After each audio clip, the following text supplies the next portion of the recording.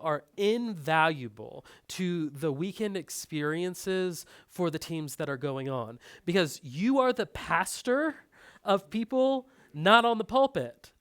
Up there, you're getting to have that encounter. Pastor David at our church says, it does not ever matter what I get up to say 35 minutes into a service. My sermon's actually beginning with you guys out in the parking lot.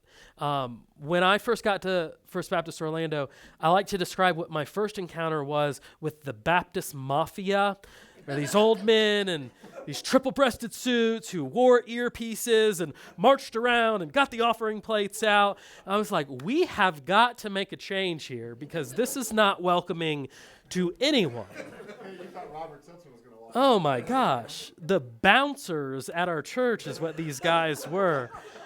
And it was a culture change of, 50 years. Our head usher, he calls himself the chairman of the ushers, has been in the role for like 35 years. But when vision's cast, when relationships develop and invested in, and when you're able to begin to make some small steps, a completely different culture has unfolded.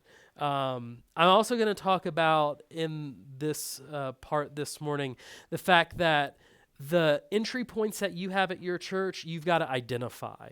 That has to make some sense. I have 9 different entry points that are legitimate entry points to our worship center. And looking at what we could do to interact with the guests who come through any of those 9 entry points was critical for us at a very granular level, getting down to what we needed to have some understanding. When I first got there, Dot Hawk, who William has met, was a lady who was called our outreach secretary. She was originally the pastor's secretary 2 pastors before our current senior pastor. She's been there forever. She retired from the church after almost 40 years at the end of 2015. And she would tell me, when I first got there, she had her manual typewriter. She was a saint. She does all this stuff. But she'd write handwritten letters 4 or 5 a week to our new visitors. I went in. Dot was put on my team after I began there. I said, we only have 4 or 5 new visitors here every week. Like, we have thousands of people coming. What do you mean we only have 4 or 5 people? Well, those are the only people who will fill out the card. Well, the card was like the pre-application for a home mortgage. And it was hidden so far in seat racks, behind the Bible, behind the giving envelopes, and then behind whatever cards might be in there and everything, that the manner in which we were trying to engage with the first-time visitor absolutely had to change. So for what that's looked like for us, that I'll come back to in the handout that you get, but I just wanted to give you a picture of it. We took some last weekend. As we had to take our welcome centers, these are the counters that I think every church has where you can get some information, and move that out from a place that you had to basically go and book the Hertz rental car, that's what ours seems like, to actually engage with somebody who's coming. So for us, we have on our campus what we call our Cinderella castles. I'm 25 minutes away from Main Street, USA in the Magic Kingdom. It makes sense for us.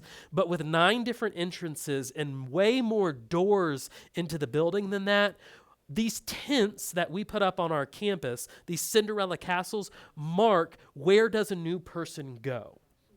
And as individuals come in, we have these marked with new here, and we've got individuals who look normal, who are able to engage, and who hand off. Kind of like me. Yeah, you could fit in there. Who are able to hand off and engage and have visitors fill out a very simple card. We debated for a long time, does this language say first time or does this language say new here? In studying this and talking to peers across the country, recognizing there may be individuals who truly do not desire to identify themselves or interact on their first-time visit. If I was going to look for a new church, I don't know that I would. I just want to take it in, see what it's like, kind of make some decision. And the notion of first-time evolving into being new here, it may be my 2nd or 3rd or 4th visit, and I'll finally identify as being new here. You guys, I live in a climate where it's wet with rain. I can tell you all about hurricanes. I had one named after me last year that literally went through Central Florida. Hurricane Matthew fortunately spared us a lot of damage, but did a lot of damage further east in Florida and through the islands as well. But we have rain. Cold for us is a high of 49, which it's going to be on Sunday. And the UGG boots and the fleece pullovers come out for everyone. We move this environment inside. And I was thinking about you guys. I recognize on a snowy weekend, you might not be able to set up a tent or have an environment outside. But at least when you come through the door, it's very recognizable for us that this is the spot that we interact. No one is allowed to be in these environments without also going through smile training. And my coaches go through and they make individuals practice smiling because that smile is so visible from even yards away that it's the first degree of interaction. This is all leading up to us for the exchange of this gift bag right here. This gift bag has a cup in it, like a Tervis cup. That's not, I mean, you can get that kind of swag stuff at anywhere you go or visit. The sole purpose for that cup for us is it makes it impossible for that bag to be folded up and just stuck in a pocket or stuck in a lady's purse. And what that bag for everyone else on our campus means is they're new here. And it enables us to identify people new on our campus without having to go and say, oh, are you new here? Without having to give them a badge or a button or make them stand up.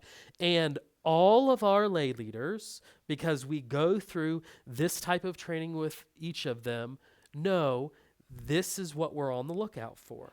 This is one of the things that we talk about, the inside kind of baseball stuff at our membership and our connections classes, is you get to help play the role of our guest services team, even if you're not volunteering in this area, because everyone can tell if someone's carrying around that bag.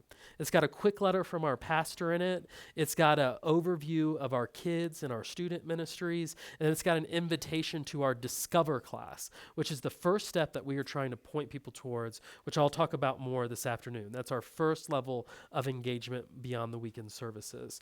So as we talk about all of this, as we fill in some of these blanks on this listening guide, this is the environment that we try to create on the front end. And what it has done is increased by about 350% the number of responses per weekend that our first-time guests were there. We just were not giving them an easy way to identify, and we were robbing ourselves of all the follow-up that we can do, of all the engagement that can happen. To now we have between 50 and 70 a weekend that we're able to identify and get put into that process. What does all that follow-up that we do look like? What does all of that connect to? How does our pastor play a role in that? How do lay leaders play a role in that? We'll get to that point after lunch. But the big picture is a hospitality mindset. And it comes down to individuals who are willing to serve. If we jump in here, I'd love for us to talk about, for a second, when someone pulls in the first entrance to where you hold church, what happens in their first 10 minutes? At your campus, at your facility, at your building. Outdoorsman church doesn't meet outdoors, right? They're in a building? Okay. What happens? What does an individual go through in the first 10 minutes? Say again? What door do we go in? I'd contend there's something even before that happens. I think most people are asking what's going to happen to me there. Even before that, though, I got to park my car, right? I got to park my car.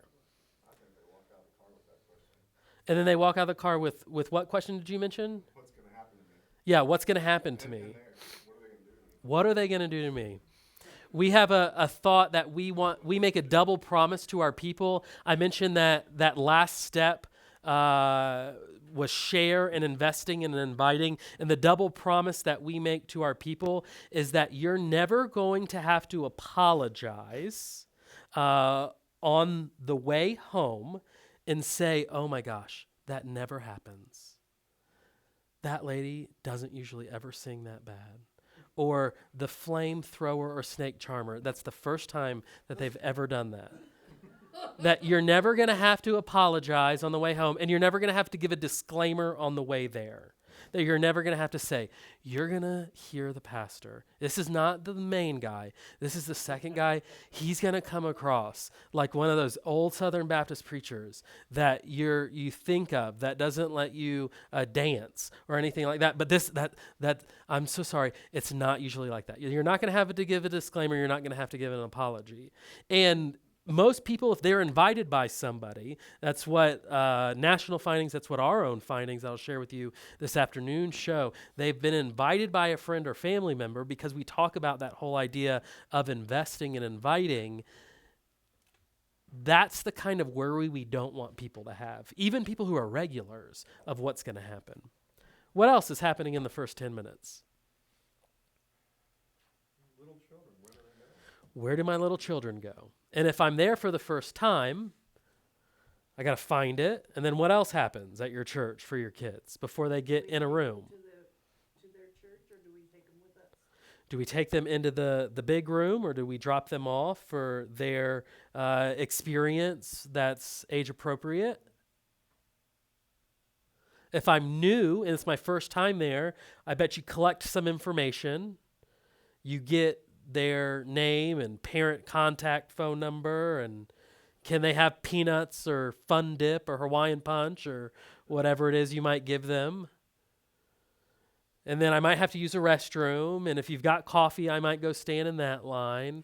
And then I finally walk in to your big room, and I need to find a seat, and then I need to wait for whatever the first thing that is going to happen, and somebody's going to come up, or I'm going to stand up because everybody else is standing up if they didn't tell me to stand up, and I'm going to engage in the service. There are so many things that can distract. There are so many things that are confusing for someone who is actually new and visiting your churches on the weekend. And going through and thinking about that is going to help you improve what that experience looks like. How do you address the is it safe to drop my kid off here? Yeah. I think a big part of the is it safe, we want actually, for us, our guiding principles are the parent being able to ask their kid, did you have fun? Like, not even about Jesus, but did you just have fun? Because if they had fun, they're going to probably learn something or remember something or hear something about Jesus. But then make them think, is it safe? We check in about 1,100 children a weekend. It's an enormous amount, and that's infants just through 5th grade. That's not counting students or college, as we call them, middle, high school, or college students. So your security procedures for getting the information for that family, if it's name tags that are printed out, if it's just handwritten ones, if it's what that exchange is like, that says a lot without saying anything about what it's going on as far as your security procedures. And also just the people that you have that are standing at the doors in the children's ministry or receiving individuals in a room. My wife and I, a couple of summers ago, when we were in a time of transition from Tallahassee to Orlando, visited some other churches just because it was, you've experienced probably some seasons. It's refreshing to just be able to go and not have to do anything for church on the weekend. And we went to this place where they weren't expecting our daughter, who was probably about a year and a half. Ellie was about a year old at this time. So she was accustomed to nursery, to getting dropped off. They weren't expecting anything, and they said, oh, well, you can just leave her here and then come back. And there was just a guy who was very well-meaning, but he was the only guy that was in this room. The other 2 ladies had gone over to another room, but we were just going to leave her. And I'm sitting there waiting to get something back to know, how do I exchange they knew she was new, and they knew the other 10 kids who were there, because those were the ones that were already there. And no offense that it's the fact that it's a guy. Like, I've had my background check. My wife and I from time to time volunteer in the children's ministry, but we're never just going to have a guy be there to receive kids, just solely for what that spoke about it. We didn't leave our daughter just because we felt uncomfortable. It's an awkward situation, and we're church folk. Like, I know how it works. I know what to anticipate. I know what that goes through and says. So those environmental kind of optics things say a great deal about what's going on. And even if your churches don't have the opportunity for a check-in system or pagers or text messaging for things like that, you can write down the individual, swap a number so that you know. And when I've talked with some other churches, that's one of the first recommendations that I make.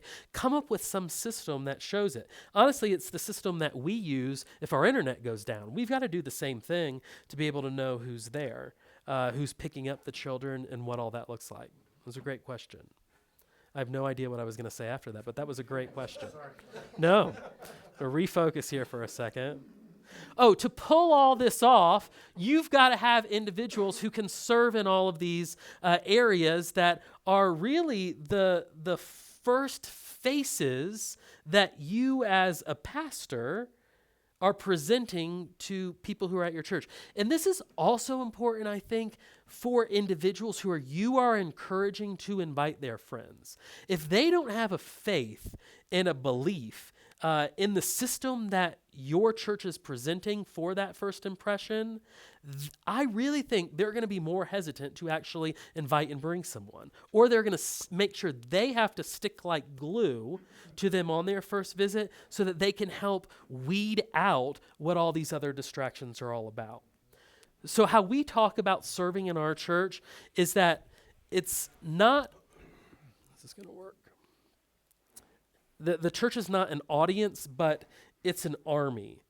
And if we say, or if we read in John 14, there, truly, truly, I say to you, whoever believes in me will also do the works that I do. And greater works that these will he do, because I am going to the Father. This is a built-in notion of serving for us that we recognize as we encourage individuals to get connected, as we encourage individuals to have this mindset that we can't do it singularly. Just like an army has to march in tune with one another, know the moves of everyone else, know the big picture, we're not there just to take it all in. We're actually there to serve. And this creates the vision framework for how we talk about serving at our church. We also express to individuals that we ask them to serve not because we need you to serve, but because you need to serve. We were designed to go through and serve and be a part of something larger than ourselves. And when we think about this, especially from a world that I come from now, it was actually so much easier in the church planning arena for us to find volunteers because you don't have resources. We didn't have resources. We had to rely on it all. But when I'm in an environment now, having individuals take their first step in serving, and this may be the case in environments that you're in, they think that other people will do it or they don't need me. And we have to express that there is a role and a place for you here to serve because you were designed to serve. I get frustrated with our other pastors who we do volunteer recruitment all the time. We do it well sometimes, we do it really crappy sometimes. But we have had ministry leaders in the past, we've had lay leaders in the past say, oh, well, we just don't really need any help right now. And that to me is like hearing cuss words. I'm like, you can't tell people that. Somebody's taken a step, find a way for them to serve. And it's an activity that our executive pastor makes us go through and say, if you had the resources to hire, what would you hire? Okay, you don't have the resources, get people to serve in those positions that you've got to go through and serve. And it enables us to know, who do we need to shoulder tap? Who do we need to recruit and develop and equip for positions like that? And I went back when my last church moved into their first facility, a project that I had helped start and everything. And I told our pastor there, I said, don't ever lose what we got to build here in this servant mentality, because losing that is so hard to come back to. We're in a phase right now where we have paid childcare workers for our Sunday services. So there was about a 10-year period where they did no volunteer recruitment for the kids ministry, like what you guys serve in. And the antidote to that was, well, let's hire people at minimum wage to go through and to watch the kids during the service. Well, what that says just from a optic standpoint about our ministry is horrible. They're not committed. They don't have the vision. They're not spilling out of the overflow. They're people who are watching kids. But 10 years that lasted. And to go through and now recast vision for what another generation of parents and volunteers being involved in the life of their kids is so difficult for us to go through and do, because somebody else could do it and somebody else has been doing it before. And losing sight of that is something that I think can be really detrimental for what it is that you want to accomplish at your own churches. For us, it's a resource. We recognize we can spend that money that we're paying those individuals in much greater kingdom-minded ways. Yes, being able to share the love of Christ with children is so important in the investment in the next generation. But we've got individuals to do that. For us, we're also transitioning from on-campus Sunday school style, what we call life groups, to more of a home group model. It's completely shocking to me because I had no square footage for education and classroom space where I came from. And because we have the building space, because that was just a model of ministry from 25, 30 years ago, the notion of individuals serving to make church happen was competing with, oh, you need to go to your group or your class on Sunday morning and then go to the sermon. So as are trying to create this new culture of use your Sunday for an opportunity to serve and then go and be a part of community in your neighborhoods. We're a very regional church. We've got individuals coming from all over Central Florida at First Baptist Orlando. Let's go be First Baptist Orlando in each of your neighborhoods, multiple houses in some neighborhoods just because of our population density. It really affects our approach to getting individuals to serve. With that as well, we recognize and we provide opportunities for individuals to serve or to learn more about their passions and gifts and abilities because we know that service should emerge from your passion. I could talk to a blank sheet of paper and have a great conversation.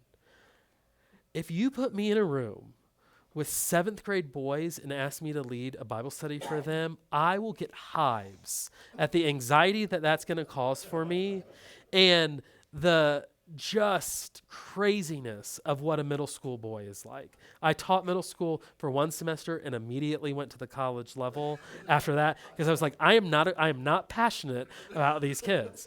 I hope that that's a little bit squashed with having 2 daughters, but I fear what happens when they turn 13 and what I'm going to have to do with middle school daughters. We call it Surge Weekend. Do y'all do Disciple Nows out here, where there's like an in-town retreat? Well, they have started doing that the last few years. Yeah, in our student ministry. And my wife signed up for anything. Our student ministry assistant was getting the host homes all together for this, and my wife signed up for Give Us Anything. And I had a panic attack. I said, Rachel, you need to get that form back for her, and said, no, you want like high schoolers who are well-behaved, and our house is best suited for girls. We're not having these hoodlums running around. And anyway, we recognize, though, as a church, that for a long time we talked about serve where you're passionate. Well, that's great to say. But we didn't have a mechanism to help individuals identify what their passions were, how they were gifted spiritually, and what the talents and abilities they were equipped. So I'm going to talk about this afternoon what our process is for getting people connected to this, but it's an environment that we've seen thrive over the last couple of years called Finding My Place, which is a 2-hour experience that lets individuals go through just the biblical learning about spiritual gifts in a real kind of overview that's quick, but then do some inventories and assessments that enables them to narrow down what that is. And the degree of ownership that we have seen and the degree of excitement about serving for dozens and dozens and dozens and dozens of people who have come out of this, they're able to say, I finally get how I was equipped this way, what that part is when we read of you're the hand and you're the foot and the whole body comes together, of what my body part is and how I've been gifted with this. You've got to think through, how do you help individuals identify what those passions and giftings are? You knew Gil was great with people, allowing him to be a greeter in that way. You could identify that. Sometimes it is pointing it out to individuals or hearing what their interests are. But a lot of people self-disqualify.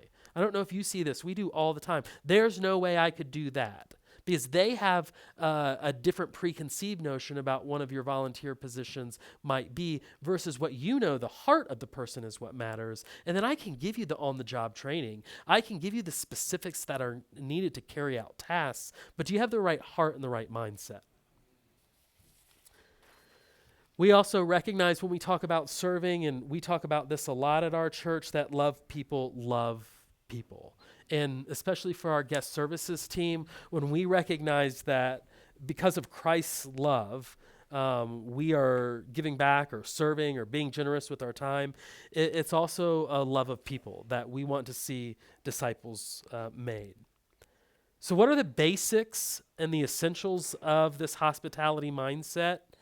It first starts with us recognizing a phrase I've stole from a Connections pastor friend of mine, Danny Franks, who's at the Summit Church in North Carolina, J.D. Greer's church. He says to his teams, the gospel is offensive and nothing else should be. And this has been really a rallying cry for our first face teams, as we call them, our guest services teams, to recognize that our job is to hopefully strip away any distraction, anything that could offend, and I don't mean just like you feel offended by, but anything that could distract from what it is we ultimately desire to have people see as the truth of God's words from the lyrics that we sing and the message that is preached on the weekends. Because there's a lot of things that can be offensive and distracting that can take away from that. When we know that the heart of the gospel is a message that is offensive because it says your life's going to change if you follow Jesus. It's not all about you. It's about something much bigger and much greater of how you were designed and the blessings that Christ has for you. But that's going to require everything that you have to turn to him and to follow him.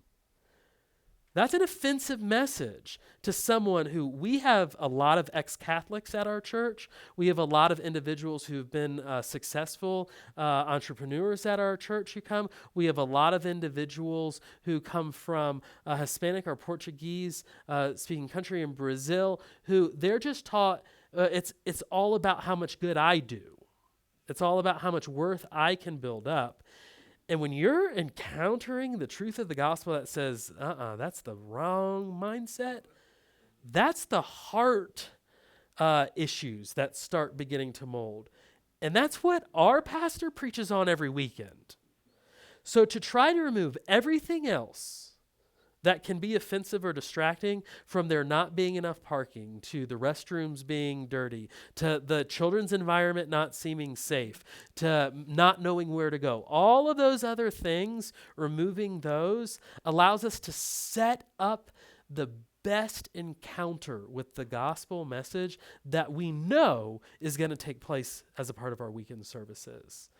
And once we've been getting this mindset into our individuals, it's amazing how all the rest of this follows and flows. I answered that next question I was going to have us talk about, but the common offenses that a guest might experience at church. Can you think of any others from the ones that I've mentioned that can be a distraction from individuals for what we're actually aiming to do with engage them in teaching and worship? Yeah. Dress. Is one issue that I've heard about recently. I didn't grow up in the church, so I have no problem with issues as far as dress and appearance. I remember a church that my wife and I attended in Dallas. Every Sunday was men wore coat, ties, everything. No long hair at all. We women wore dresses. Sunday evening, every woman wore a gown, long gown. And coming from that environment into what we experience at Big Sky, where it's casual dress, can be an offense to some people because they've got this mindset. You have to look a certain way. And not realizing is that God doesn't look at our outward appearance. Right. So, as a greeter, I tried to project that image of you're okay. Right. What got me into volunteering with Big Sky as a greeter initially, because I was going to sit back for 6 months, observe, partake. And I was thinking, God, send me somebody with a ponytail. Long hair didn't matter. One-on-one meeting with Pastor Darren, he said, being a greeter with long hair, somebody comes in and they see that. Yeah. It's okay. Right. So of course I had to volunteer right away. Yeah. So, but it's one thing is the dress appearance sometimes will offend people. Yeah. And we don't think about it because we're so used to our normal dress. Yeah. We'll go to church. I think it can offend people even in the most formal ways to make you feel like you don't fit in if you're there. The church where I'm at, we have a tremendous amount of legacy adults, individuals who have been there for decades. And there is just a different cultural mindset with them. I think we have gotten to a point with our congregation where we recognize they're not bad because they don't dress like you. But that's conversations and growing pains, especially as we've seen the demographics in our churches change. On our guest services team, we do have 3 elements to our dress code: no bosoms, no bellies, no butts. That's what we tell. Because I've got young kids greeting. On our guests, yeah. We don't want to be attractional in that manner if we do have that. But we want it to not be distracting. And we have those conversations about this because, especially on our guest services, it's an entry point for serving and many times for the church. There's not a background check for it. And I don't care if the person handing you a bulletin knows Christ. I just don't. If they can smile, and I can tell you stories of individuals who have found the love of Christ and committed their life to him because how they began serving. We believe it's just one of the quick on-ramps. But those individuals, when they started with me, their issue wasn't the fact that for young girls, I could see half their bottom with what they're wearing. Their issue was they need Jesus. And though having the conversations about... I live in the hospitality capital, literally, of the country.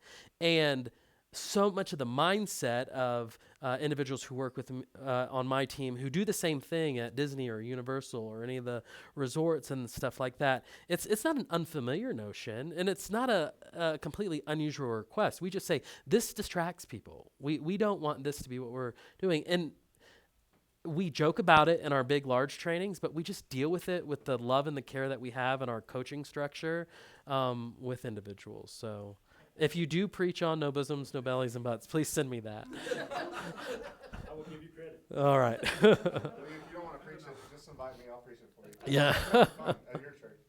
A question that could be an offensive deal. We did an experiment just a little while ago. We have a guest services team, and it's, kind of not in your face stuff, but it's Right. whatever. And then we left another door over on the other side with no one at it.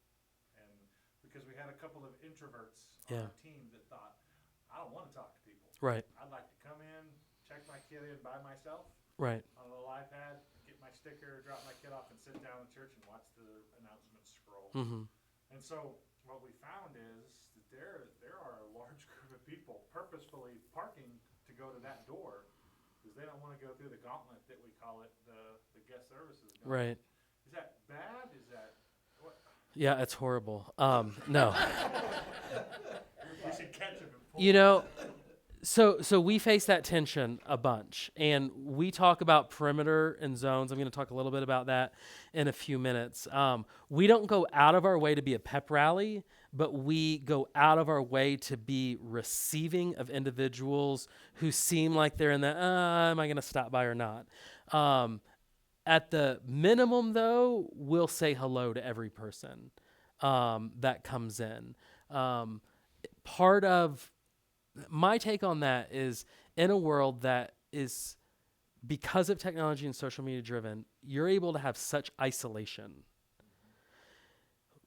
I want to respect individuals who don't want to engage, but I still want to give them an experience that is somewhat relational and friendly, just so that they know there's an element of here of, if I need to engage when I want to engage, it's not going to be so foreign. So you said the gauntlet. I'm picturing something maybe that's more in your face than it actually is, but there is a tension there. We lock those other doors. We want them to come by for the sole fact that they can't get away without somebody at least saying good morning and hello to them. It's also the way I've been able to get our senior pastor to stop doing, this could lead to a whole nother debate, but the greeting in our services. For us, it's one of the most awkward times in the world. And I said, we will make sure every person who comes in this building is said hello to, so we don't have to hit an enormous stop sign in our services, because I think it does at times more damage than good for all these people saying hello and good morning and great to see you, brother, and all of that within our rooms. So I think yeah. another obstacle can be, like you were referring to, going over the top, being a little too Right. friendly, Mm-hmm. and being a little too. We've experienced some of it ourselves Mm-hmm. in terms of being too affectionate. Yeah. Oh, Yes. Because you got a big hugging church, people huh? like to hug and do things like that, and with guests, most of them don't want to be hugged by Yeah. people they don't know when they first come in. Right.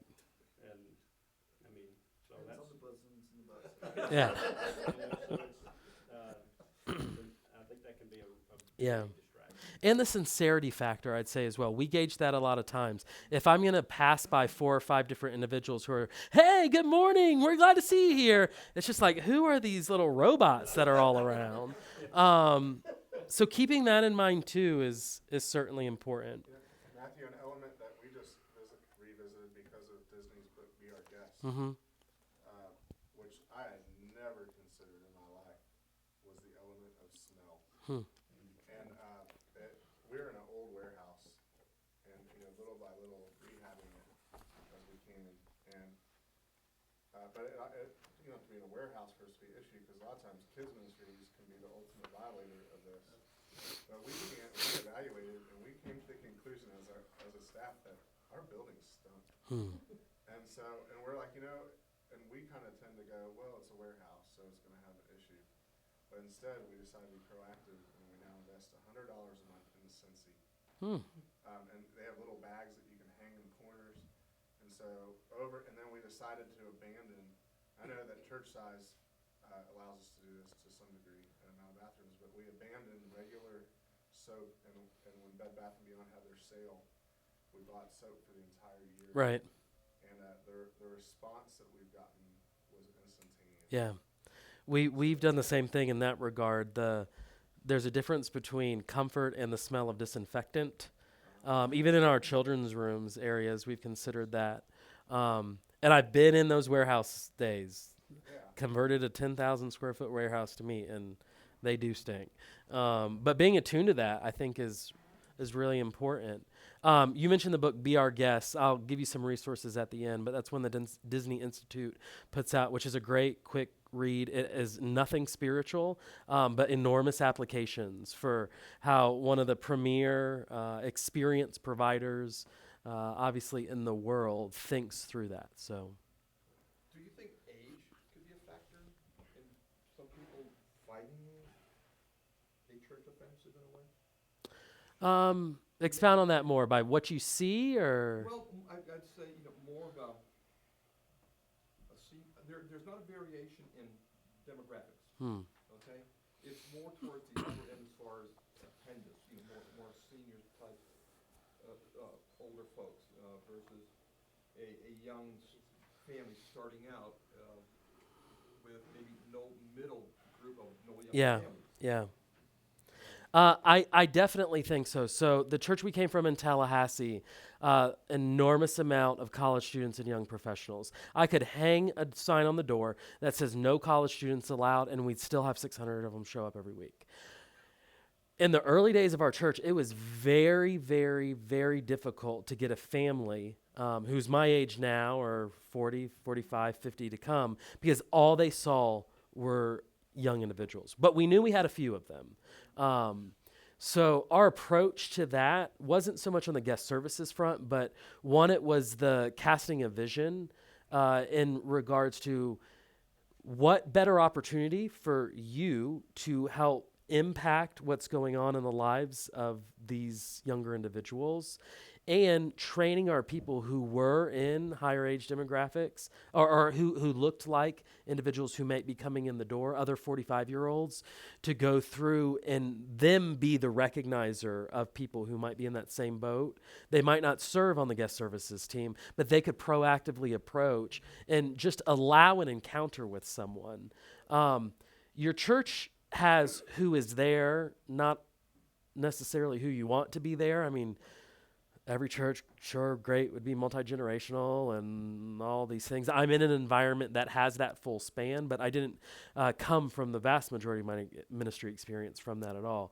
And I do think that it is something to pay attention and be aware of, but the voice of a senior pastor can also help cast the vision for that of being inclusive, of being able, if it's younger, helping reach old, or old helping reach young.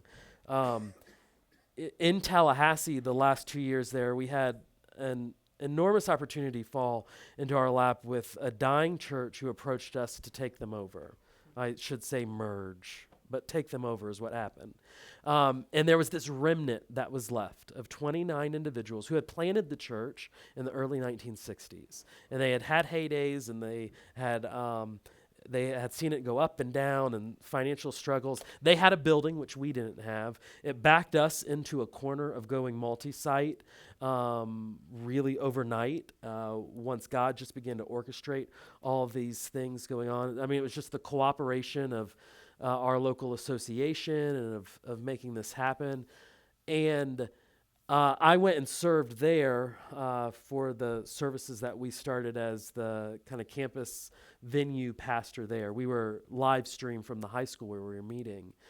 And the first Sunday that we started there, we had just under 200 individuals come. So there is this group of 29 individuals who are my grandparents' age, who are seeing this room filled up with individuals who are decades younger than them. And I'll never forget what Alan Boatwright, who was a timber man, came to me. He was 6'8", has spent his whole life cutting down trees, and the man was bawling. I'm getting a second. He's bawling, saying, "This is what we've prayed for decades to see happen again." The opportunity that we get to be around these youngsters, I feel younger. And that really helped shape an approach to senior adults that I have now. And what that looks like is I have not met a senior adult who doesn't desire to see their grandkids or their friends reach for Jesus. And when it's a casting a vision for ministry that way, it's incredible. So if you want to talk church merger as well, we can do that at some point today. That was one of the most difficult experiences we've ever walked through, but God was glorified in that. All this comes down to the essentials also that we look at in guest services or hospitality mindset of the why being more important than the what. I can give any volunteer